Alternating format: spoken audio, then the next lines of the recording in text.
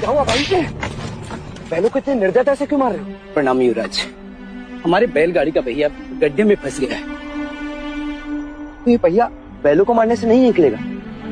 चलो मैं तुम्हारी सहायता करता हूँ। चलो।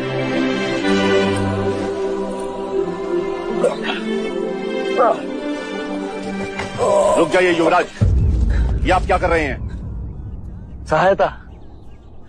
सहायता या पाप? पाप? कैसे पाप?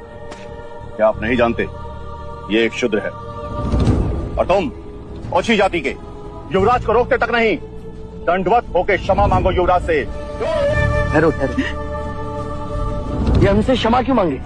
इसने आपको छूने का अपराध किया है। इसने मुझे नहीं, मैंने इसे छू। क्षमा युवराज, पहले इसने इस ब्राह्मण मार्ग में आने का अपराध किया है। कैसा अपराध?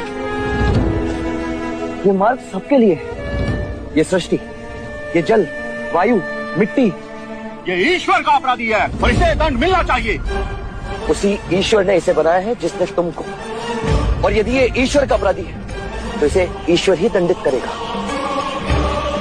तुम होते कौन हो इसे दंडित करने वाले? तुम केवल ब्राह्मण, अधिकारी नहीं। अधिकारी ईश्वर है। युवराज, हम इस सृष्टि पर ईश्वर का प्रतीक हैं, इस धरती पर भगवान का रूप है।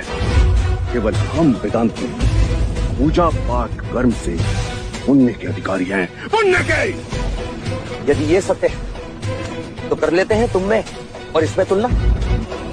इस धरती पर भगवान का प्रतीक इस फंसे हुए पहिए को बिना हाथ लगाए निकाल सकते हो? आप हमारा अपमान कर रहे हैं युवराज।